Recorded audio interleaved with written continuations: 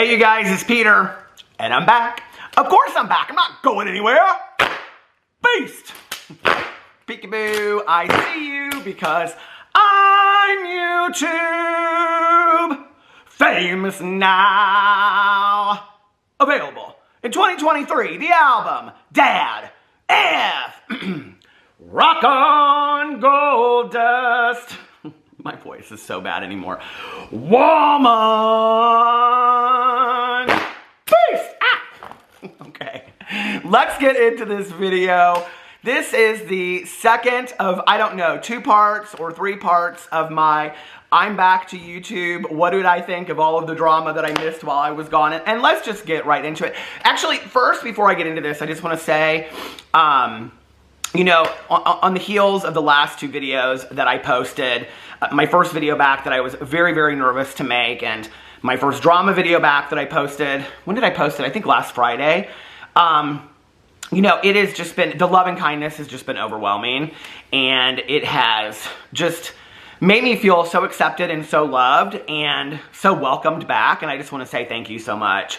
And, you know, I was a little nervous in coming back and trying to find my groove, like I said, you know, the other day, and I've been very, very excited to be back. I will say this, that when I wake up in the mornings, it takes me a little bit longer to kind of pull myself together and, you know, wash my face and, you know, brush my teeth and all of that kind of stuff. Oh, I forgot my coffee. I just made a nice coffee. It's in the kitchen. You know, and I kind of sit outside and I do my meditation books and things like that. And so it takes me a little bit longer. And so today I have this plan that I was going to film like 4 videos today. And it is currently 2:37 p.m. So I don't know that I'm going to get all the videos filmed today that I wanted to get filmed. But throughout this week, I'm going to find my groove. Again, that doesn't mean that I'm going to be posting, you know, 5 to 6 videos on 5 to 6 channels every single day. But I do want to get back to some normalcy on my channels and start filming the way that I was filming before. So, all right. So if you didn't watch my video that I posted on Friday, I had posted on Instagram just a question of what, you know, drama stories do you guys want me to cover since I've been gone and want me to talk about and tell you my 2 cents about. And the thing is, I got a lot of requests for me to talk about stories that I have no idea because I haven't been keeping up with the stories. So some of the stories, for example, Joey Graceffa on the Fool Coverage podcast with Manny MUA and Laura Lee, I had to watch the podcast. I just watched that as I was sitting outside after I did my meditations. And so because I had to have an opinion about it, I had to, you know, watch what was going on. 2 things I do want to say really quick on the heels of talking about Trisha Paytas and Shane Dawson in my last video. First is that I got so many comments from people informing me that Jared, who is on Shane Dawson's podcast, is actually Shane's brother. And I had no idea. So there's that. I needed to correct myself about that. And the other thing I wanted to say is, in talking about Trisha Paytas' ASMR videos, I went to her channel. I had kind of skimmed through, I guess, but I didn't really look at the views or anything. So after I filmed that video and I put it up, I was like, you know what? I kind of want to go see what Trisha Paytas' ASMR videos are about, her asthma videos, you know? And so I went to the channel. The channel's doing very, very well. I mean, she's getting between 150 to 200,000 views every video, and I think she's posting every day, every other day. So she's getting a consistent amount of views over there. And I actually watched some of the videos. Now, I have to tell you, when it comes to asthma, that's what I call ASMR. When it comes to asthma, I have very specific asthmas that I like, okay? And they're typically things that I can just kind of have on in the background. Like, they're not things, like, I know a lot of people use asthma to fall asleep and stuff like that. But I either like asthma that's like jazz music from the 1940s playing in the background of a cafe while it's raining in Paris. I like something like that, okay? Or I like there's a channel out there which is, I like really unique stuff, like when it comes to the different kind of perspectives of how somebody's going to do an ASMR channel. Like there's a channel out there where they clean luxury brand shoes, and I don't know why I like this, but it's not even soothing for me. It's just, it's very, I don't know why I'm so nervous. Why am I so nervous to make these drama videos back again? I don't know why. Anyway, it's just very cool to watch. There's something about it that I can sit there and I just watch it, right? So I went in and I started watching some of Trisha Paytas' videos, her asthma videos, and some of them are just very normal, but then there's some of the videos that she does, and honestly, I mean, she's not asking me for any advice, but if I were to give her advice, I would say, I think every video on your channel needs to be like this. She does these where there's kind of like a background story to it, and the first one that I watched was like toxic girl in a high school class plays with your hair. And there's like a storyline to it, right? And it's almost kind of like Trisha's acting, and she's like the popular girl that sat behind you in high school that, like, you know, smacked her gum in your ear and you couldn't stand her, and she's asking you all these questions, and the whole time she's playing with the phone with like her long fingernails, and it's so hilarious. It really, really is. And there's a couple on there like that where she does like this toxic girl character, which I don't know. I think that probably perpetuates some, you know, problematic ideas. But from kind of like a creative stance, I thought they were really funny. I really did. The Euphoria one, she does Maddie from Euphoria. I kind of felt like that missed the mark a little bit. I almost feel like when she creates characters that are of themselves, you know, but that they're better than that. But I did want to say that, like, you know, if you're a person that is like kind of an old school lover of Trisha, like these reminded me very much of kind of her old school videos a little bit. So, you know, as far as her doing, you know, asthma, I said in my video on Friday, I said, hey, whatever makes you happy. But she seems very happy doing them, and they seem to be being successful for her. So, but those were the ones that I kind of found interesting, and I watched 3 or 4 of them, and they were all very similar. And the thing is that they're long. So they're like 25 minutes, not long for a Peter Monn video, but they're long, like 25, 30 minutes. And so after a while, it's kind of like, there's no build up or crescendo to it. But other than that, it's, they're funny. They're kind of funny. So that's the first 2 things I wanted to talk about on here. The next thing, which I got so many questions about, and I should have kind of put these in a different order, was the James Charles diaper incident and the alleged Brazilian butt lift. So if you don't know about this, this is what happened. There were a lot of drama commentary channels that talked about it. I think Ethan Klein from H3 talked about it, I think. Okay, I could be wrong about that. About the fact that James Charles did this video, and in the video, he was doing like Amazon stuff, and you could see that he had ordered diapers, speculatively. So people were, because it was like on his like order again, on it. You know, like when you go to your Amazon site and it says like order again, there were like, they weren't diapers, they were Depends. They were like Depends, I think. And so there was all this speculation about it, and like, did he have a Brazilian butt lift? And, you know, that was why he was supposedly wearing these things. And a lot of people were chiming in and saying that they had had it done and that you have to wear these afterwards and all this kind of stuff. But, you know, being that it was James Charles, he's, you know, going to be completely mocked and ridiculed for this and all this kind of stuff. Here's what I don't understand about it. And the thing is, the next thing for me to talk about on my list is Jacqueline Hill and her Jacquelyns Journey videos, of which in those videos she talks about, and I'm going to get into some depth talking about that, but in her videos she talks, I think it was her last Jacquelyns Journey videos, because I did watch her last 3 Jacquelyns Journey videos last night because I wanted to kind of catch up and know what I was talking about and stuff, and people were asking me very specific questions. She talks in there about having the filler in her lips removed, and she goes in and she shows the procedure being done. She shows, you know, like kind of the not the scarring, but the bruising afterwards and stuff. This is my thing I've never really understood, okay? You know, it's like, I don't understand in a situation like that, especially when you're a beauty influencer, why you wouldn't bring your audience along for the ride. Like, that's something I've never understood on YouTube.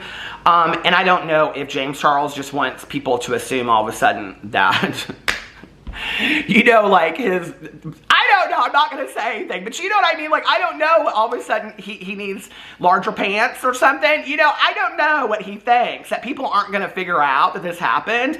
And so it's like, what? Who, me? Brazilian butt lift? Never. Listen, first of all, I've heard that surgery allegedly is very, very dangerous, which I think is one reason he might not want to talk about it publicly. I've also heard, you know, that it's very painful and whatever. But, you know, who was the, wasn't it, I think I can't remember who, so I don't want to say, but was it like Louis Castro or somebody like that that had it and talked about the procedure and afterwards what that was like? I may be wrong on who that is, so please put it in the comment section below if I was wrong about that. But like, why wouldn't you share with your audience what that experience was like? I mean, James Charles could use some major tips on how to come up with, what do you call it? Some, you know, creative content for his channel anyway, because he's doing just corny videos at this point. So why wouldn't you share with your more mature audience what that experience was like with, I don't know, and especially in a situation where everybody's calling you out for that. You know, it's like, okay, maybe this is my opportunity to share with my audience what that was like, why I chose to do it. Because I'm sure that there's hundreds of thousands of people out there that, you know, want to have procedures and, you know, want to have like, you know, aesthetic procedures and what that's like and is it scary and on and on and on. I just feel like it was a real missed opportunity. And then it's always like, you know, because you're gonna hear the flip side of that anyway, which is, you know, like people that deny that they have filler in their face, and people that, did I say filter earlier? Filler. People that deny that they have filler in their face, or people that have this or whatever. I've had Botox. I've had it like I think 2 or 3 times. Listen, I'm not ashamed to talk about it. I don't want to have it anymore because it started arching my eyebrows, you know? My husband is he's somebody that gets Botox and he will talk about it all day long, you know? And so I don't understand really the whole, and you know, like, listen, a lot of people know this, I've talked about this in my videos, but my father is a retired plastic surgeon.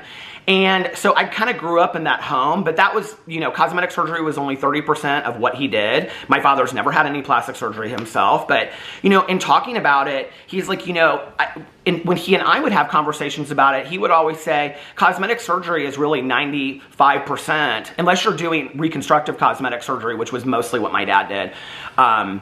But he would say, you know, it's really to like make that person feel better about themselves. So if you're going through a procedure to make yourself feel better about yourself or whatever, why wouldn't you share that with your audience? You know, and I just feel kind of like it's a missed opportunity to be authentic and genuine with your audience. So that's what I think about the James Charles thing. I don't shame him for it or whatever, but you know, everybody in the world is talking about these diapers that they sell on your Amazon. You're just going to act like, no, what? Who, me? No, I didn't order those on my Amazon. When you showed it yourself in a video, I thought it was a point where he could have come out and talked about it and been like, you know, and even talked about like, you guys, like, I'm embarrassed to talk about this. You know, this is a part of my body that I wish, you know, I don't know. It's like we all have pieces of ourselves that maybe physically we would like to improve. I don't understand why that's something that we have to, I don't know, be so scared to talk about. I really don't, you know. So that's what I thought about all of that. Okay.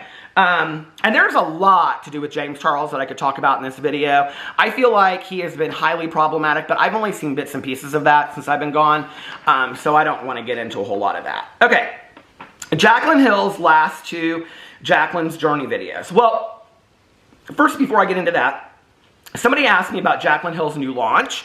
Well, not just somebody, but a couple people asked me about Jacqueline Hill's new launch that she did with her mother. I thought it was fantastic. I thought it was a really cool concept. I thought it was really cool that Jacqueline did a whole, you know, palette with her mom and all that kind of stuff. What I didn't understand, okay, is the fact that Jacqueline did this video, and in the video, she admitted that she hadn't even played with some of these, I watched it, she hadn't even played with some of these colors that were in her own palette. Now, I don't understand that, okay? I don't get that. That you're so proud of this palette that you've been working on for 10 years, that all this kind of stuff. I mean, she went in and was doing this look or something. I saw some video of it, and she said in there, like, I haven't even played with some of these colors. And I'm sitting there and I'm like, girl, so you want people to use these colors that you haven't even used yourself, but you approved for the palette? Like, I don't know. That to me was rather sketch. The other thing I want to say is that Jacqueline Hill just did this video.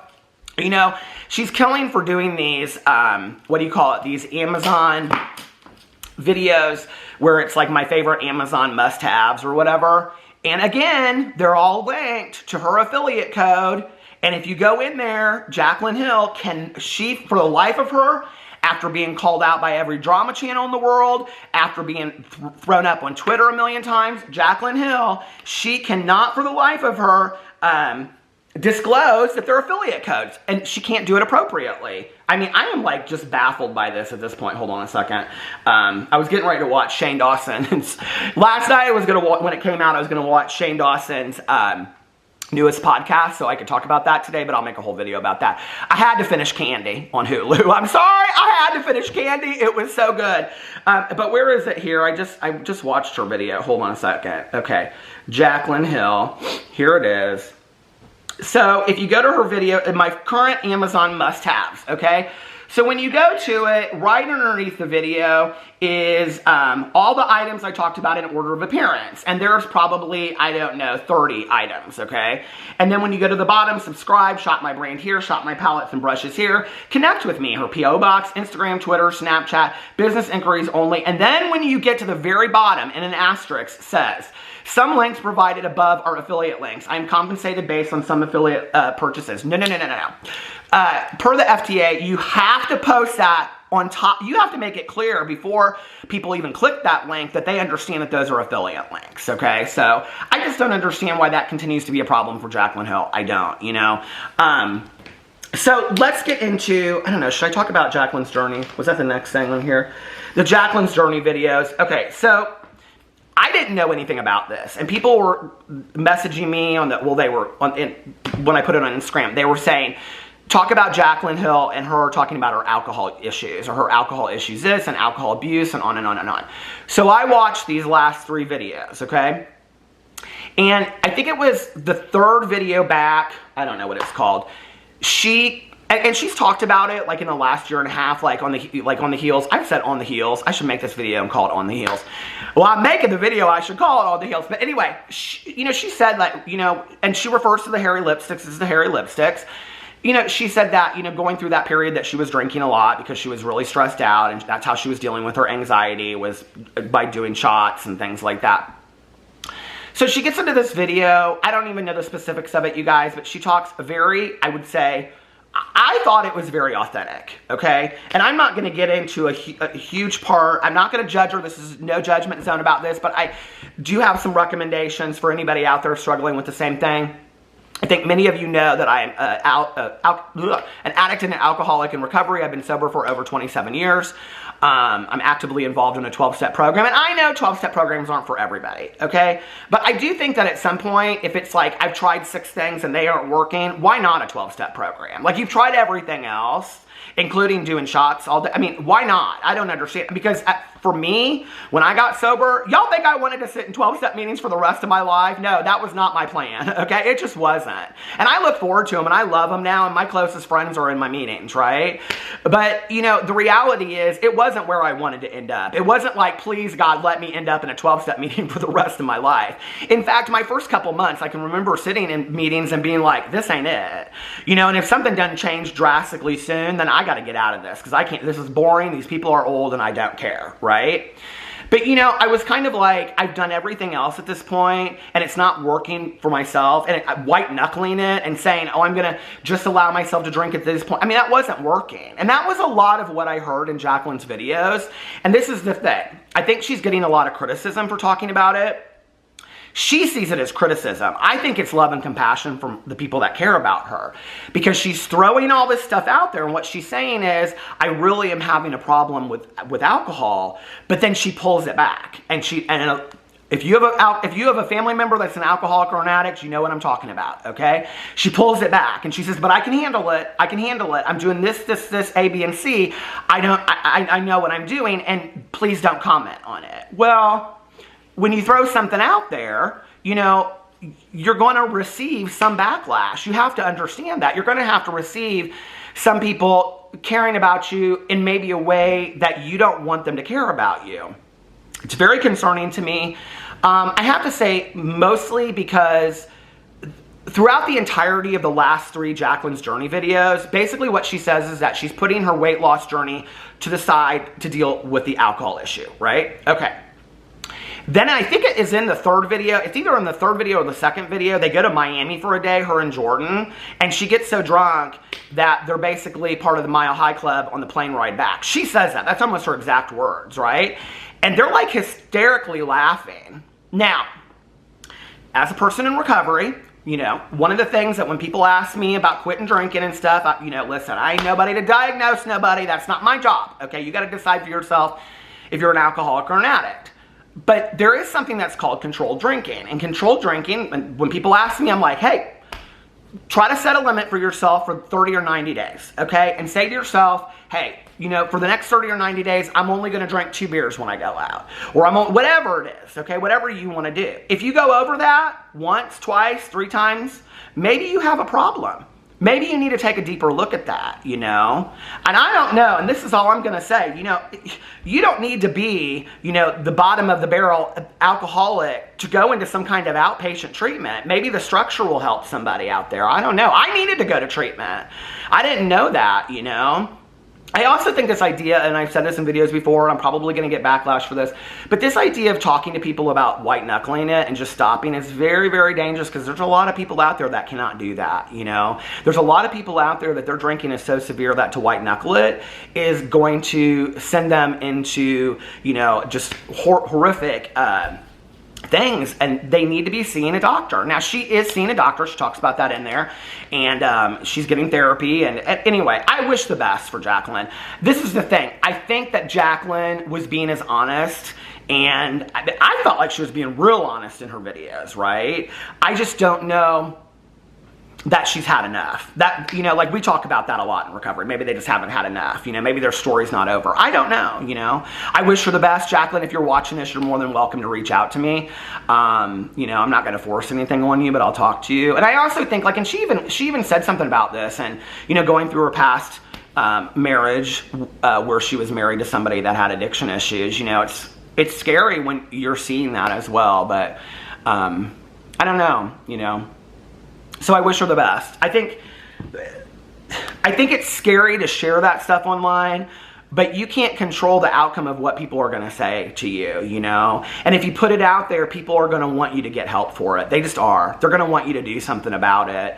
And it was interesting because the video where she goes to Miami, where she talks about getting drunk, that was the one video that she had turned off comments. And she even talks about turning off comments on the video that she just couldn't even read them because they were too hard for her. So that's what I think about the Jacqueline Journey videos. You know, I think I hope she finds some peace and serenity. I really, really do. Because if it's such a miserable place to be, and I've been there, you know, to know that what you're doing isn't working as far as like trying to get sober because you just want to drink. And she even says that. I mean, she is so honest in these videos, you guys. That this one morning, she's like, I just want to drink and not do anything else today. I was like, wow, that's pretty honest to get in a video and show that. I mean, it really, really is. But it's a scary thing. I don't know, like I was thinking about this watching it. You know, I got sober at 22 and a half. I don't know that I could do, and listen, and my using was much more severe than what Jacqueline is reporting. Much, much more. I don't know that I could go through that, you know, on a public platform. I think that would be absolutely terrifying for me. So I don't know, maybe Jacqueline take some time off and do what you need to do and come back and share. I don't know. Here's the thing for me, okay? That I know that addiction is a primary disease. And if I'm not working on it, everything else in my life falls apart. So I have to take care of my recovery. I have to take care of being a sober person in my life, because if I'm not gonna have my husband. I'm not gonna have, you know, my dog. I'm not gonna have my home. I'm not gonna have YouTube. I'm not gonna have you guys. I'm not gonna have anything in my life because my primary focus is gonna be drinking. So anyway, all right. So Jacqueline, I wish you the best. I really do. Let's see. God, there's so much on this. I'm gonna have to make 3 videos. Okay, Ethan's apology to the LGBTQ community regarding statements on a podcast over power bottoms, allegedly. So I did not watch the podcast, okay? But I saw clips of it, and I saw the apology. So what happened apparently was Ethan Klein got a caller that called in, and y'all know what I'm talking about, right? And he started asking this person about power bottoms and all this kind of stuff.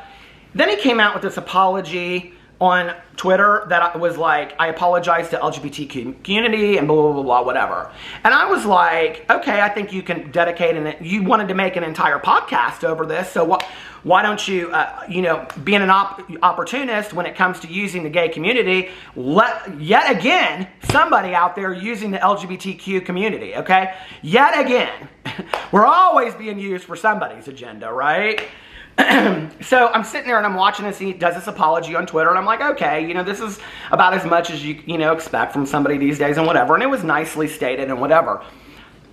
What then happened was, and this is what was pivotal or profound for me, was that Ethan Klein started making all these apologies, okay, to people, offending them because, it was buffoonery is what it was, okay? And what it did was it reduced to the value of 0 the apology that he had made to the LGBT community, and basically what it said is, I don't apologize to you, okay? And this is what I saw sitting back, watching the videos, watching everybody's defense, and blah, blah, blah, blah, whatever. Now, it's important to say that I just finished watching the Andy Warhol Diaries, okay? And while I was watching the Andy Warhol Diaries, I'm remembering the time that I came out, which was, I came out 1990. June of 1990 on my birthday is when I came out. And I'm sitting there and I'm watching this, and I'm remembering, that when I came out, it was on the heels, yet again, of the height of the AIDS crisis in our country, okay? And it was scary to be an out gay person in this country. It still is a lot of the time, and we have come such a long way.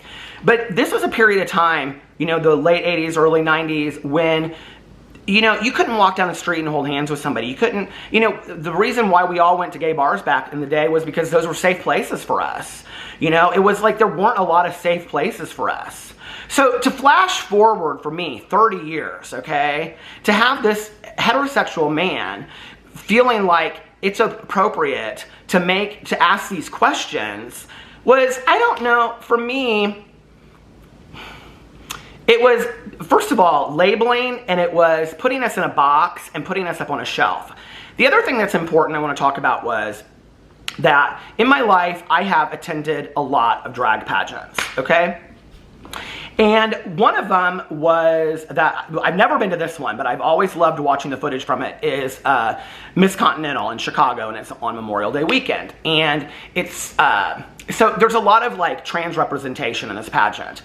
And so I was watching a lot of these pageants back, and I was watching some of these contestants, like Tandy Andrews and Mimi Marks and these people. And they had been on talk shows back in the day, like Jenny Jones, and who Dustin Daly just did a fantastic video about, by the way, so go check that video out. And Geraldo and Joan Rivers and all these shows, really trying to represent, and I'm talking like 1987 to 1990, the trans community at that time. When you go back and you watch, so I watched these shows recently. When you go back and you watch these shows, the questions are so inappropriate that are asked. I mean, they're questions that you don't ask, okay? And so I'm sitting there and I'm watching this and I'm thinking to myself, even though I thought we've come a really long way in the LGBTQ community, these statements that Ethan Klein made really pushed us back, and they made a lot of people think those questions are okay. When you think about, if you've been part of the gay community for a long time, and I'm just speaking to that, when you think about terms like power bottoms, or even when I came out, a bottom or a top, okay, those terms were associated with gender roles within a relationship, Men that were tops were supposedly seen as very masculine, whereas men that were, bottoms were seen as more effeminate. That was something that was just, that was so prevalent when I came out within the gay community, that we have had to fight that over the last 30 years. So Ethan, what you did by those statements was you reduced us to stereotypes and made some joke apology about it, that you just think is okay. And it's not okay. It's not okay at all.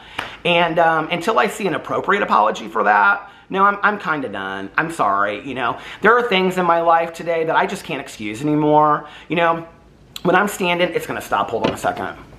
When I'm standing in a gas station line and I open my mouth, and because I sound a little bit more effeminate than somebody else, two men behind me, you know, laugh and they think that's funny. Or when my husband and I go somewhere and, you know, people like kind of raise their eyes at us or whatever, if you don't think that prejudice is still out there, it is. It is loud and prevalent in our country, you know, and we've got to fight for it every single day. And you're either part of the community, or you're an ally, or you're against us.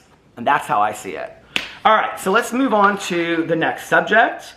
Britney Spears and all of her naked pictures on Instagram. Y'all, can we not just leave Britney Spears alone? I mean, seriously, like this is what I looked through her Instagram because I wanted to see. She does post a lot of naked pictures, you know? And people are saying, like, posting pictures of, like, Hillary Duff, I think, did, like, a naked picture, and it was, like, very artistically done, and blah, blah, blah, blah, whatever. And I was sitting there, and I was scrolling through her Instagram last night. Hold on a second. And, first of all, I want to say, I think it's so sad that, she and her fiance, posted on their Instagrams last week that they had miscarried, and I just think that's tragically sad. Hold on a second. Here, she's my first one that I had up. So I wanted to say, she posted this thing on here that I thought was interesting. Where is it? It was like some statement about, where was it? I mean, she has several nude pictures on here. I mean, it's the truth. And she has emojis like over the pictures. But the one statement that she had, oh, I think I may have screenshot it. Hold on a second. Oh, I did. Here it is. She said, "Don't let anyone treat you like free salsa. You are guacamole, baby. You are guacamole." And I think that what she is saying by posting whatever the hell she wants, however the hell she wants, 4 naked pictures in a row with emojis over them is, don't judge me, okay? You don't own me, and I am free today, and I'm going to do whatever I want to do. And because people on there, I was reading the comments, they're just... It's like this girl has been told what she was, this grown woman, you know, has been told what she was supposed to do for the majority of her life. And now because she wants to post a picture, how many men and women post pictures similar to this on their Instagram on a daily basis to get viewers and followers and likes? And nobody's accusing them of having mental health issues, but Britney Spears, because she was part of a conservatorship, because she comes out and puts some emojis over. First of all, nobody wants to talk about how fantastic this woman looks, you know. And it's like, all of a sudden, there's something wrong with her. I don't know. It leaves a bad taste in my mouth, people judging her, you know. Okay, let's see.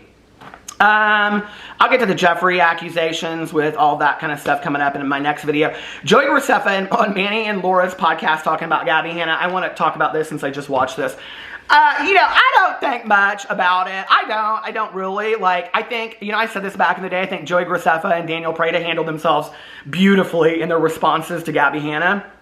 Like I said, I think in my last video, I think Gabby Hannah is so attention-seeking and hungry, she'll do anything to get it. You know, I'm kind of surprised she hadn't made a response to Joey Graceffa on the heels of this podcast. It's literally, you guys, about 3 minutes of the podcast.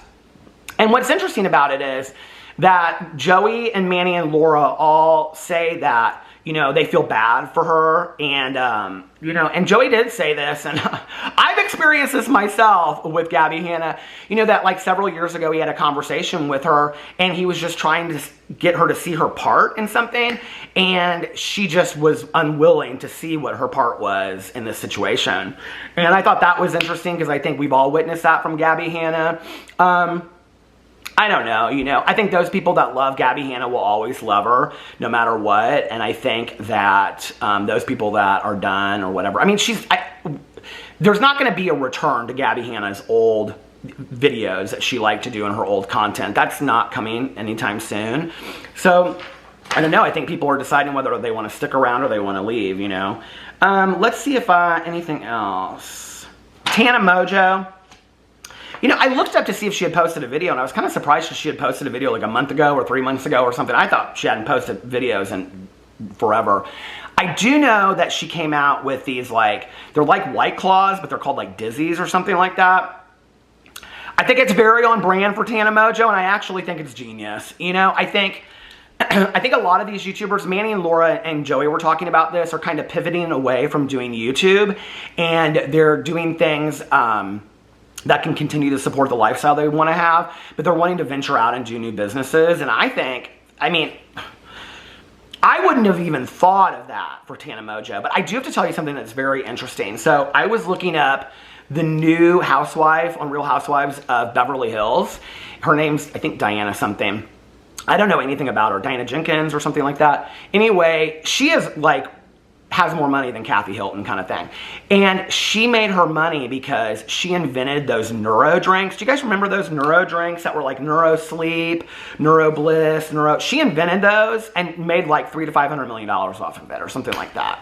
So do I think that this is, could be a good move for Tana Mojo? Yeah, I do. I think it could be a really good move for Tana Mojo. So, all right, I got, let's see, I got Jeffree Star stuff on here. I got Duff Noodles, Rich Lux, let's see, more Jeffree Star stuff. And oh, of course, is cancel culture over, or did James Charles just get away with it all? Well, I think we know the answer to that. James Charles just got away with it all. Anyway, let me know what you guys think about all of that in the comment section below. I love you, and I will see you tomorrow. Bye.